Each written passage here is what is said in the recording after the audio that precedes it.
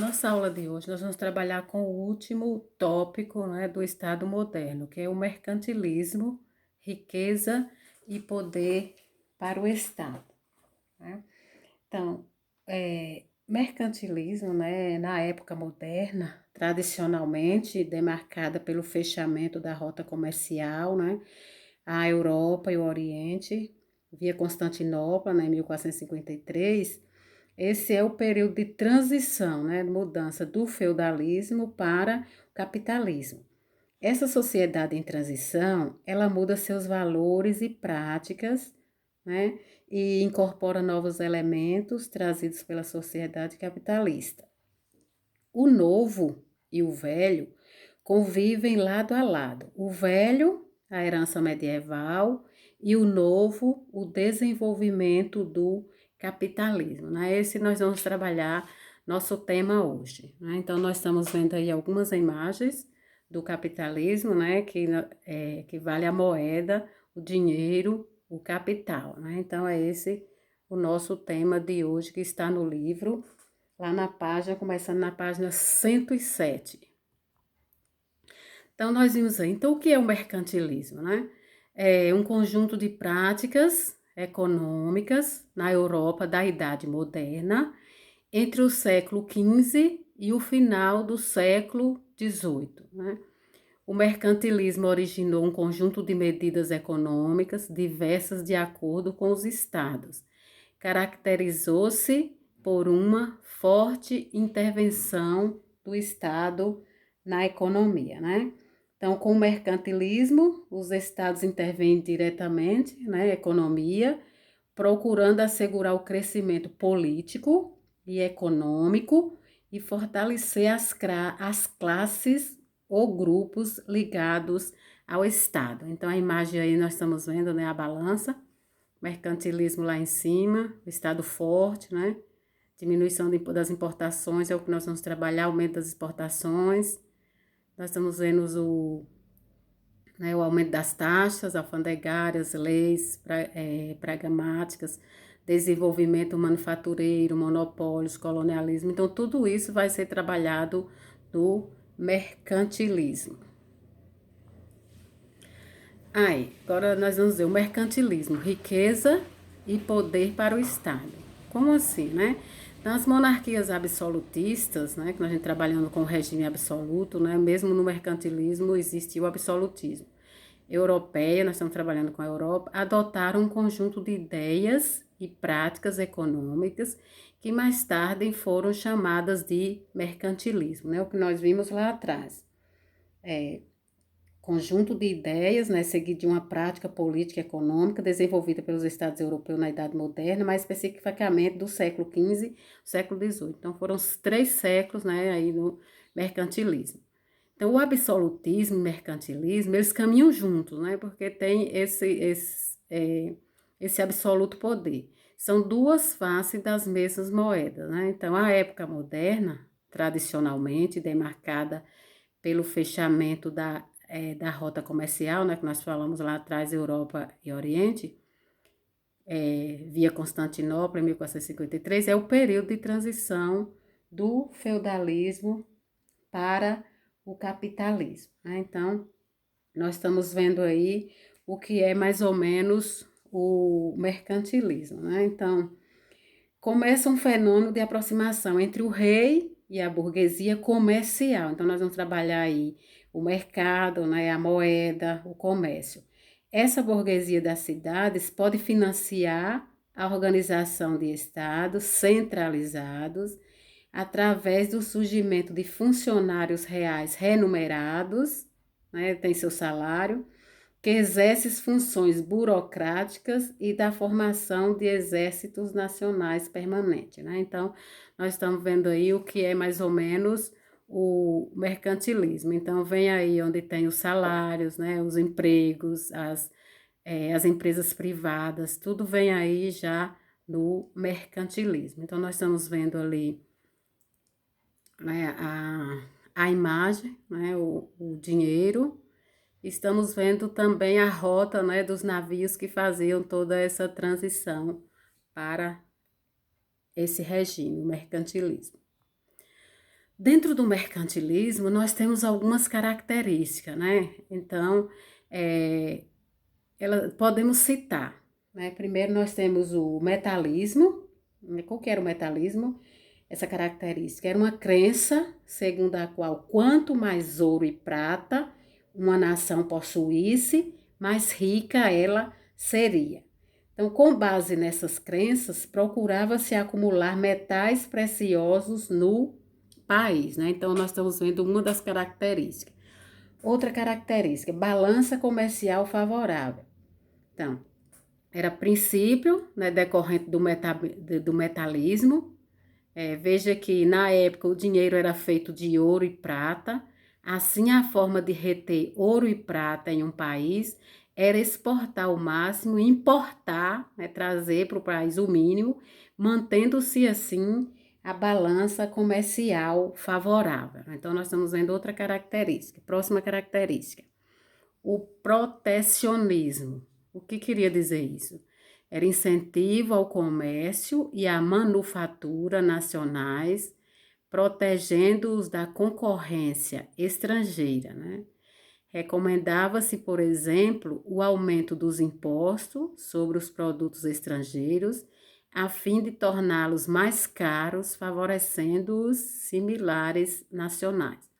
Então, nós estamos vendo aí, né, aumento de impostos, são os produtos estrangeiros, né, que hoje, até hoje ainda existe, né, tem um país capitalista, mercantilismo, existe esses aumentos de impostos.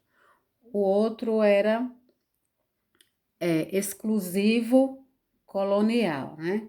Então, as colônias, né, deviam comerciar exclusivamente, né, com suas metrópoles, quer dizer, suas cidades. Um exemplo foi os colonos da América Espanhola, né, deveria comerciar somente com a Espanha, que era a metrópole deles, e comprar somente dos espanhóis, aquilo do que necessitasse. Mas na prática não era isto que ocorria. Muitas vezes os colônios comerciavam diretamente com diferentes países e continentes. Então, eles não obedeciam, né, esse comércio que fosse só entre as metrópoles mesmo da colônia espanhola, e eles comercializavam, estão vendo aí, né, o comércio deles aí por via mar, né? Então, eles comercializavam com outros países, desobedecendo, assim, essa lei que era o exclusivo colonial, que era uma das características do mercantilismo, né? Então, nós vimos aí que o rei gradativamente, ele passa a ser, né, detentor do poder do Estado, financiando essa sua posição à burguesia e acaba tirando proveito da centralização política, né? Então, a fatia da burguesa é garantida pelo rei, que unifica o sistema tributário, o monetário, extingue as barreiras alfandegárias internas e protege esse mercado da ação estrangeira. Então, assim, nós vimos aí as características do mercantilismo. Então, o mercantilismo variou, né, no tempo e no espaço. Como assim? Né? Então, na Espanha, nós vamos ver na Espanha, na França e na Inglaterra, né? Nós estamos trabalhando com o mercantilismo e todo esse conteúdo é na Europa, né? Então, na Espanha, do rei Filipe II, que nós trabalhamos lá atrás, né, predominou o metabolismo. A Espanha buscou acumular metais preciosos, impondo o trabalho forçado dos indígenas da América, né? Foi onde eles colonizaram, né, aqui na América. Então, já tinha os indígenas e eles forçavam, né, acumular metais através do trabalho forçado. Como foi na França? De Colbert, nós vimos lá, né, também sobre Colbert, que ele foi um economista, né, que foi eleito pelo rei para a economia, né, liderar a economia da França. Então, Colbert, né, predominou o protecionismo, nós vimos lá atrás o que era o protecionismo, o governo intervia na economia, protegendo as manufaturas francesas. Como foi na Inglaterra, né, esse mercantilismo? Da Rainha Elizabeth, em 1558, né? até 1603. Ela adotou o protecionismo, empenhou-se em incentivar o comércio exterior e a marinha mercante de seu país. Para incentivar, Elizabeth I concedia prêmios, né, às manufaturas inglesas, enquanto aumentava os impostos sobre os produtos estrangeiros, sobre tudo, e os tecidos franceses, né? Então, foi o que ela também protegeu a indústria naval, a mineração. O motivo, né, era simples. Por estar em uma ilha, a Inglaterra precisava de navios para comerciar outros países. E para fazer navios, precisava de madeira e de ferro. Então, a monarquia inglesa, né, Elizabeth, também acumulou capitais, custeando e apoiando a pirataria nas costas da América, da África e da Ásia.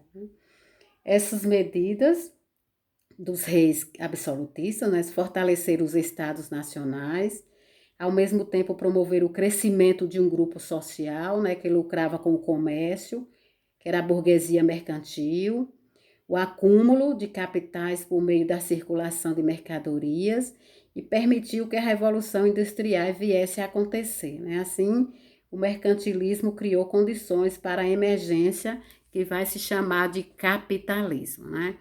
Então, nós estamos vendo aí os três reis, né, que agiram durante esse período aí, da Espanha, né, Filipe II.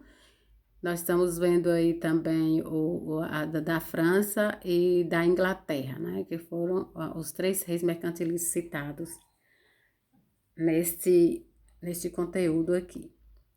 Como eu falei que aí apareceu, né, a emergência, as condições emergenciais deram o nome de capitalismo, né? Quais são os estados do capitalismo hoje, né? O que tem o emprego, o setor privado, né? Que você trabalha e consegue comprar o que você quer. Não o socialismo, mas sim o mercantilismo, o capitalismo. Então, o que é o capitalismo? É um sistema também econômico caracterizado pela propriedade privada, né? Como eu falei, dos meios de produção, terras, fábricas, equipamentos, etc. Nessas relações também assalariada do trabalho e produção visando o lucro. Então, aí é o que é o capitalismo, né? O Brasil é um país capitalista, os Estados Unidos, então, a maioria dos países são capitalistas que visa aí o setor privado, tanto o público quanto o privado.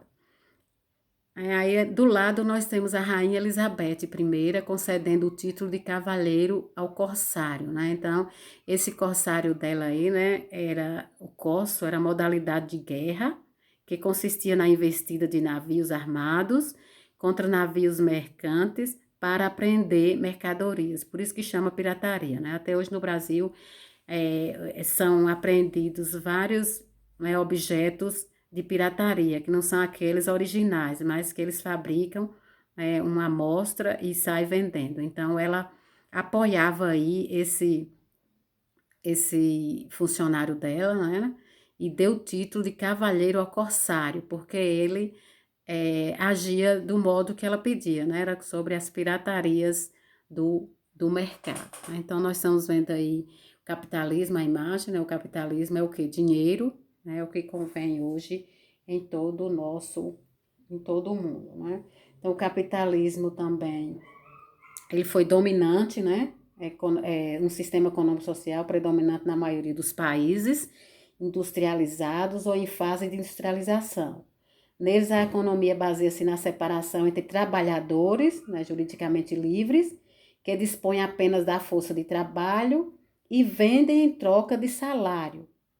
Então, e a capitalistas, os quais são proprietários dos meios de produção, né, contratam os trabalhadores para produzir mercadorias. Então, visando a obtenção do lucro. Então, nós estamos vendo aí o que é o capitalismo. Formação das monarquias ibéricas, né? Então, eu coloquei já o que é aí, o que ibérica, né? Então, lá no texto nós temos que tanto a monarquia portuguesa quanto a monarquia espanhola se formaram durante as lutas dos cristãos, né? E para expulsar os árabes muçulmanos da Península Ibérica. Então, o que é a Península Ibérica? É uma porção de terra situada no extremo sudoeste da Europa, É a segunda maior península do continente, com aproximadamente 580 mil quilômetros quadrados, atrás apenas da Península Escandinava, né? Compreende os países de Portugal, Espanha e Andorra, uma pequena fração do território francês e o território britânico de Gibraltar. Então, é o que é a península, né? É uma porção de terra, quase toda, circundada por água, com exceção de uma estreita faixa que liga o continente, uma faixa de terra. Esta faixa de terra é comumente chamada de istmo. Então, vocês estão vendo lá, essa Península Ibérica aí era composta por esses países, né, que nós vamos trabalhar as monarquias desses países aí, né, Portugal, Espanha e Andorra. Península Ibérica, água por todos os lados e somente uma saída de terra, né? E aqui no globo terrestre, né, como mostra do alto, vocês estão vendo aí, ó, algumas penínsulas, né? A Balcânica, a Ibérica, a Itálica, né? E a península, então nós vamos trabalhar com a Península Ibérica, né? Aquela que fica do lado esquerdo ali. Então, eu coloquei só para vocês identificar o que é uma península e como vai ser trabalhada essa formação das monarquias ibéricas, né? Eu falei, tanto a monarquia portuguesa quanto a monarquia espanhola, né, se formaram durante as lutas dos cristãos, nós trabalhamos lá, né, as lutas da cruzada, né, e outras lutas dos cristãos para expulsar os árabes muçulmanos da Península Ibérica, né? Essas lutas são chamadas de Reconquista. Qual era o objetivo dos cristãos? Era justamente reconquistar as terras perdidas dos árabes, né? Então, com a invasão dos árabes muçulmanos, a liderança cristã, né, se retirou para o norte da Península Ibérica, onde fundou os reinos de Leão, Castela, Navarra e Aragão. Então, a partir do século XI, no entanto, né, animado pelo espírito das cruzadas e pelas desavenças entre os próprios muçulmanos, a liderança cristã iniciou as lutas da conquista, né? O que nós vamos ver, o que são essas lutas da conquista. E a imagem está mostrando que naquele tempo a gente via que tudo era conquistado através de guerras, de lutas, né? E aí nós estamos vendo.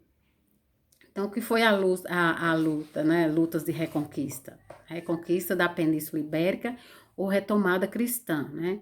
Foi um movimento ibérico cristão de cunho militar, né, e religioso, que opôs cristãos e os muçulmanos numa guerra secular, né? Pela recuperação dos territórios perdidos para os conquistadores árabes na Península Ibérica durante o século VIII, quando os muçulmanos invadiram a península e estabeleceram um domínio que durou de 711 a 1492, né? Foi muito tempo de lutas de reconquista, né? Então, nós estamos vendo ali os territórios seculares do século VIII e estamos vendo a imagem, né, desses cristãos aí que foram, né, para a reconquista dos seus territórios. Então, nós estamos trabalhando agora com as lutas da reconquista e vamos ver. Formação dos reinos cristãos, né? Então, para formar esses reinos, né? Eu já falei, foi a invasão dos árabes muçulmanos, né? A liderança cristã se retirou para o norte da Península Ibérica. Lá eles fundaram os reinos de Leão, Castela, Navarra e Aragão. Naquele tempo eles lutavam para conquistar os seus reinos, seus impérios, né? Depois viraram a chamar de país. Então, a partir do século XI, nós trabalhamos desde o início do capítulo, né? Que foi do século XI. No entanto, animada pelo espírito das cruzadas e pelas desavenças entre os próprios muçulmanos, né? A liderança cristã iniciou as lutas de reconquista. Então, essas lutas, eles formaram esses reinos aí, vocês estão vendo o mapa também, né? Reconquista levou à criação de 4 reinos cristãos, né? Depois que eles lutaram, chamou Reino de Leão, Reino de Castela, Reino de Navarra e Reino de Aragão. Foram 4 reinos que eles conquistaram durante toda essa conquista, né? Que os árabes tinham invadidos e eles reconquistaram. Então, para esses reinos aí, houve formação dos países. Primeiro foi a formação de Portugal, né? Nós estamos vendo o mapa aí, está intimamente ligada, né, às invasões árabes do século VIII. Os muçulmanos, liderados por Tariq, né, atravessaram o Estreito de Gibraltar. Eu coloquei aí no mapa o estreito aí, né, que eles passavam pelo mar, e ocuparam a maior parte da Península Ibérica em nome de Alá e Maomé. Os visigodos, né, que foram povos que haviam instalado o reino visigodo durante as invasões bárbaras do século V, se refugiaram nas montanhas Astúrias e lá formaram 4 reinos cristãos: Leão, Castela, Navarra e Aragão. Iniciaram o movimento de expulsão do povo árabe. Então, quem são os visigodos?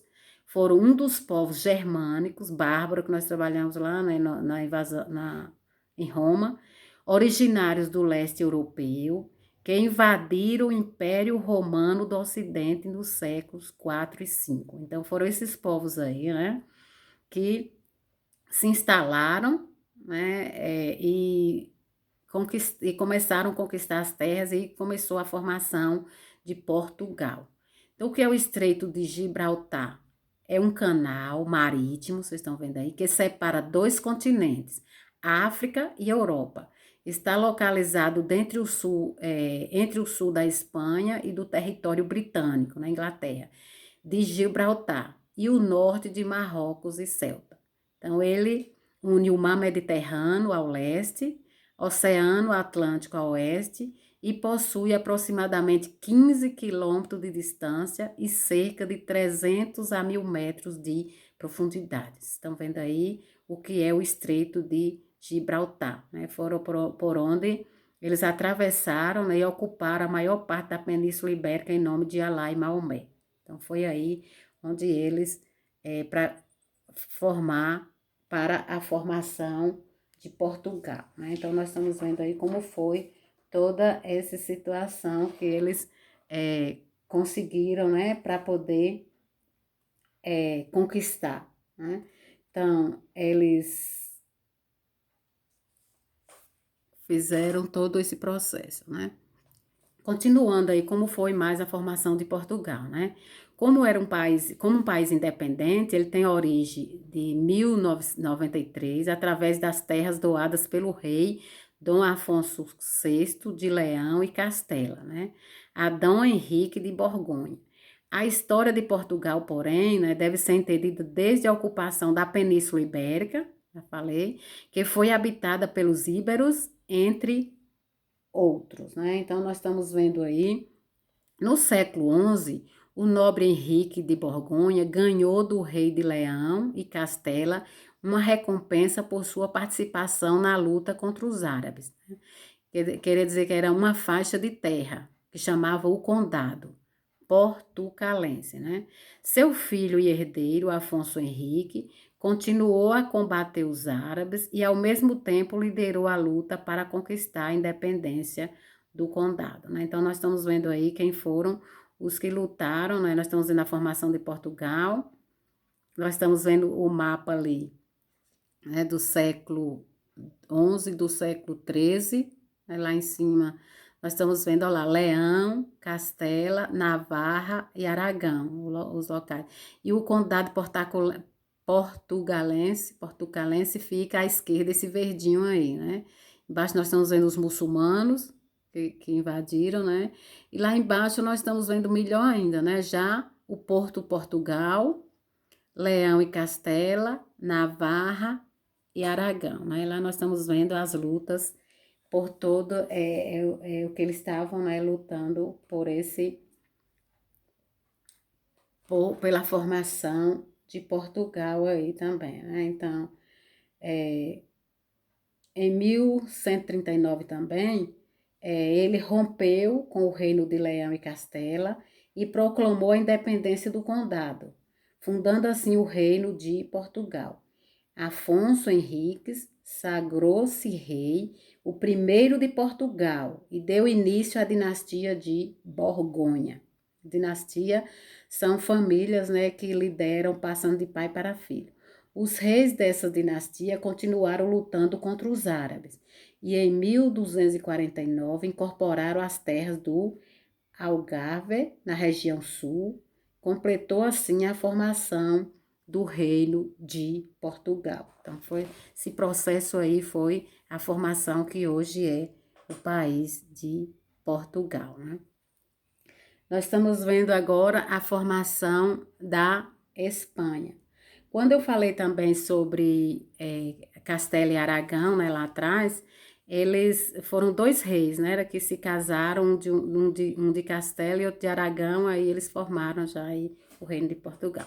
Formação da Espanha. Né? Na região vizinha a Portugal, nós vimos lá, né, lá pertinho de Portugal, a luta dos cristãos contra os árabes muçulmanos era liderada pelos reis de Aragão e Castela, né, que nós vamos falar agora. Castela e Aragão. Isabel nasceu em 22 de abril de 1451 e Fernando em 10 de março de 1452. Na época, ainda não existia um país chamado Espanha. Então, o território espanhol era dividido em vários reinos. O pai de Isabel era rei de Castela, né, que era um reino, localizado na região central. O pai de Fernando era rei de Aragão, no nordeste da Espanha, então um no centro e outro no nordeste, né? Atual. Em 1469, Fernando e Isabel se casaram, né?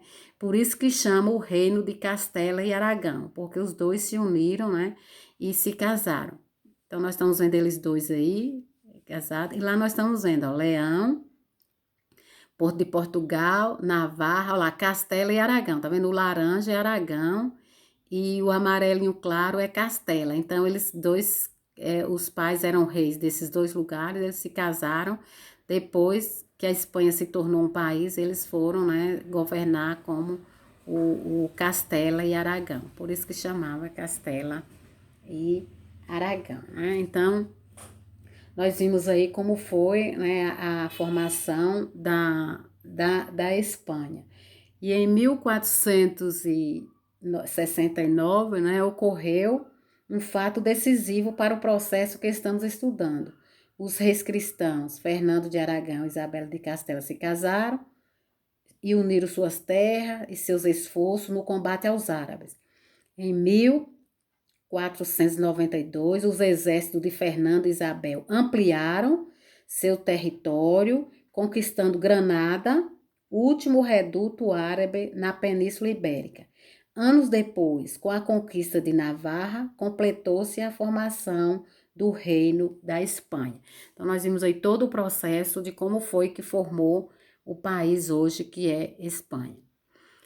Então, como terminou o conteúdo, eu fiz um resumo para melhor, né, a gente entender como foi. O conteúdo foi grande, né, enorme, os estados modernos, absolutismo, né, mercantilismo, e eu fiz assim um resumo para a gente ver como foi.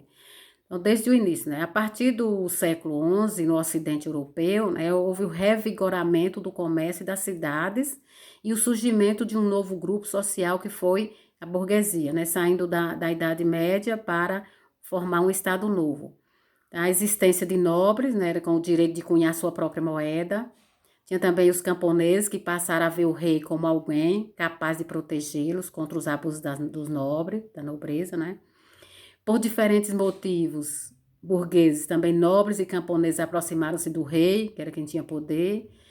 Fortalecido com tanto apoio, o rei formou um exército profissional e estabeleceu uma moeda única para todo o seu reino. Com isso, foi impondo seu poder sobre todos os súditos, né, dependentes, submissos. Esse processo, né, secular de fortalecimento do poder real é chamado de Estado moderno. Então, o que é o Estado moderno? Foi todo esse processamento aí que aconteceu.